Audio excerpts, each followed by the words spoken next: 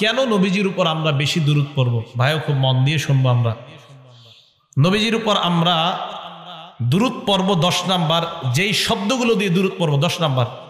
বুখারী শরীফের হাদিস 3370 নাম্বার হাদিস। সাহাবারা বললেন, ইয়া রাসূলুল্লাহ কাইফাস সালাতু আলাইকুম আহলাল বাইত, আপনার উপর আপনার পরিবারের উপর আমরা দুরূদ পড়ব কিভাবে, আমাদেরকে আপনি বলে দেন। আল্লাহ নবী বলে দিলেন, কুলু আল্লাহুম্মা সাল্লি আলা মুহাম্মাদ, পড়েন আল্লাহুম্মা সাল্লি আলা মুহাম্মাদ, আল্লাহুম্মা সাল্লি আলা মুহাম্মাদ ওয়া আলা আলি মুহাম্মাদ কামা সাল্লাইতা আলা ইব্রাহিম ওয়া আলা আলি ইব্রাহিম ইন্নাকা হামিদুম মাজিদ। আল্লাহুম্মা বারিক আলা মুহাম্মাদ ওয়া আলা আলি মুহাম্মাদ কামা বারাকতা আলা ইব্রাহিম ওয়া আলা আলি ইব্রাহিম ইন্নাকা হামিদুম মাজিদ। ইব্রাহিম থামতে পারবেন, আবার ইব্রাহিমা ওয়া আলা আলি ইব্রাহিম এভাবে পড়তে পারবেন। তো নবীজি বললেন এটা তোমরা পড়বা। এটা বুখারী শরীফের 3370 নাম্বার হাদিস। তো নবীজি বললেন এটা পড়বা। তাহলে আমাদেরকে দেখেন শিখাইয়া দিলেন। আমরা নামাজে এটা পড়ি, নামাজের বাহিরেও পড়ি। অনেক মানুষ কি অশুদ্ধভাবে আপনারা পড়েন। তো নামাজে খুব মনোযোগ সহকারে আমরা এটা পড়বো। আল্লাহুম্মা সাল্লি আলা মুহাম্মাদ, মন দিয়ে পড়বো যে আমার হাবিবের উপর আমি দুরূদ পড়তেছি, ঠিক আছে না? খুব মন দিয়ে পড়বো। এজন্য এগুলো আমরা শুদ্ধ উচ্চারণে শিখবো। আমি জানেন মাঝে মাঝে আমি বলি যে বিশুদ্ধভাবে 10 বার দুরূদ পড়েন, অশুদ্ধ 1000 করেন না। সুবহানাল্লাহ পড়েন তো। আমি বলি শুদ্ধ উচ্চারণে এটা আপনি 20 বার পড়েন, অশুদ্ধ আপনি 20,000 বার করেন না। শুদ্ধভাবে 20 বার পড়েন। আলহামদুলিল্লাহ, শুদ্ধভাবে আলহামদুলিল্লাহ আলহামদুলিল্লাহ আলহামদুলিল্লাহ, নাউজুবিল্লাহ, এ ঠিক না।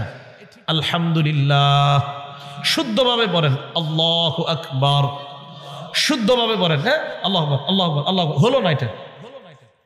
এই জন্য মনে রাখবেন, আমল কম করেন, শুদ্ধভাবে করেন, অশুদ্ধ বেশি করেন না। মানে এর মানে যে আপনি বেশি করবেন না এটা বলি না আমি। হ্যাঁ, আপনি শুদ্ধভাবে 1000 বার পড়েন, সমস্যা তো নাই, কিন্তু শুদ্ধ হইতে হবে। অশুদ্ধভাবে আপনি একবারও পড়েন না, অশুদ্ধভাবে 1000ও পড়েন না, একবারও পড়েন না ভাই। শুদ্ধভাবে আপনি যত পারেন চেষ্টা করবেন। এই জন্য মনে রাখবেন, আপনি শুদ্ধভাবে যখন আমলটা করবেন, আপনার ওই একবারের শুদ্ধ আমলটাই আল্লাহ কবুল করে নেবেন। বুঝে আসছে তো সবার? বুখারী শরীফের বর্ণনা 7405 নাম্বার হাদিসের বর্ণনা। ক্বালা রাসূলুল্লাহ সাল্লাল্লাহু আলাইহি ওয়াসাল্লাম, নবীজি বলেন, ইয়াকুলুল্লাহু আযজা ওয়া জাল, আল্লাহ পাক রব্বুল আলামিন বর্ণনা করেন, আনা ইনদা যন্নি আবদি বি, আমার বান্দা আমার প্রতি যেমন ধারণা রাখে আমি আল্লাহ তার সাথে তেমন আচরণ করি। ওয়া আনা মাহু ইজা যাকারানি, আমার বান্দা আমাকে স্মরণ যখন করে আমি তার সাথেই থাকি।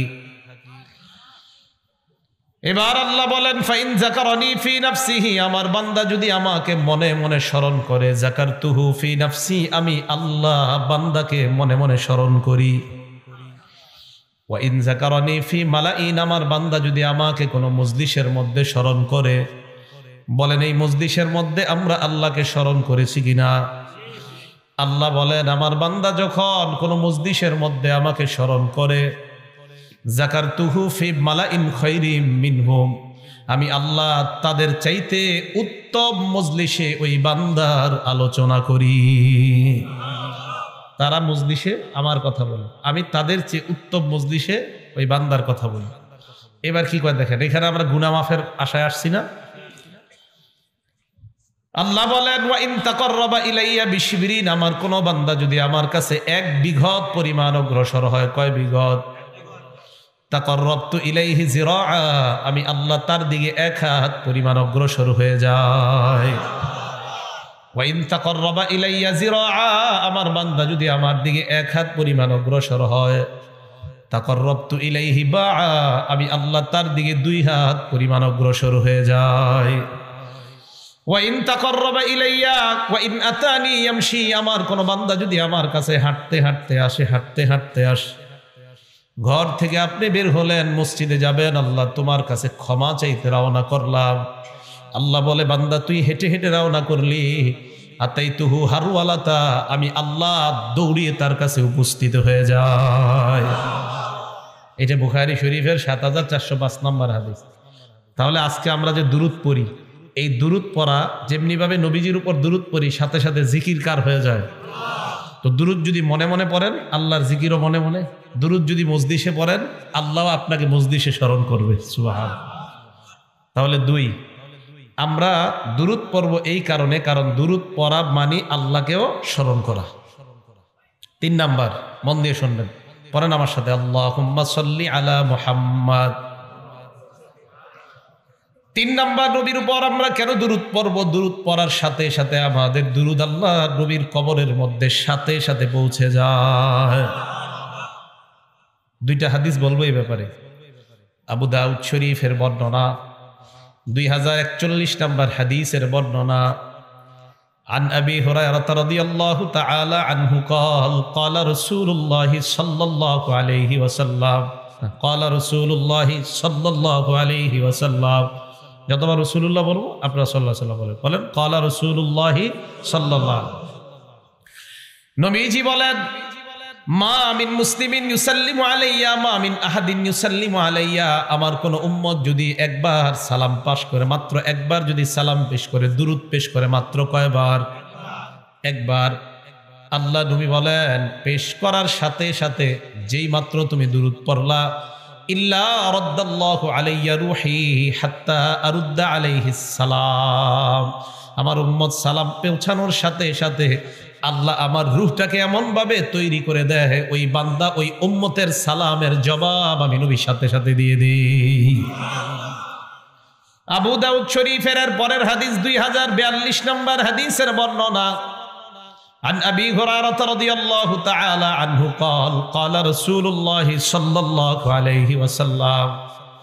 আল্লাহ নবী বলেন, লা তাজআলু বুয়ুতাকুম কুবুরা। তোমরা তোমাদের ঘরগুলোকে কবরস্থান বানাও না। ঘর কি বানাও না? মানে কবরের মধ্যে নামাজ পড়েন কেউ, ঘরের মধ্যে যদি নামাজ না পড়েন কেউ, যদি নামাজ না পড়ে ঘরটা কবরস্থান হয়ে যায়। লা তাজআলু বুয়ুতাকুম কুবুরা। তোমরা তোমাদের ঘরগুলোকে কবরস্থান বানাও না। এরপরে যেই কথাটা বললেন স্বর্ণাক্ষরে লিখে রাখার মতো, ওয়ালা তাজআলু কবরি ঈদা। আমি নবীর কবরকে তোমরা উৎসবের স্থান বানাও না। নবী বলেন, আমার কবরকে তোমরা উৎসবের স্থান বানাও না। নবীজির চাইতে বড় অলি দুনিয়াতে কেউ আছে? বড় পীর, বড় আল্লামা, বড় আলেম, বড় মুফতি। নবী বলেন, আমার কবরকে তোমরা উৎসবের স্থান বানাও না। অতএব আমার নবীর কবরকে উৎসবের স্থান বানানো জায়েজ নাই। অতএব কোন পীর মাশায়েখের কবরে যারা উৎসবের স্থান বানায় মেলা বসায়, বুঝতে হবে ওই পীর আর মুরিদ সবাই ভণ্ড। শাহজালাল রহমতুল্লাহ আল্লাহর ওলি, ওনার এই কবরের সামনে যেই সমস্ত আবেগীরা আপনার উৎসবের জায়গা বানায়, মেলা বসায়, নবীজি বললেন, আমার কবরকে উৎসবের স্থান বানাও না। তো ওনার কবরের চেয়ে দামি কবর কি আর দুনিয়াতে আছে?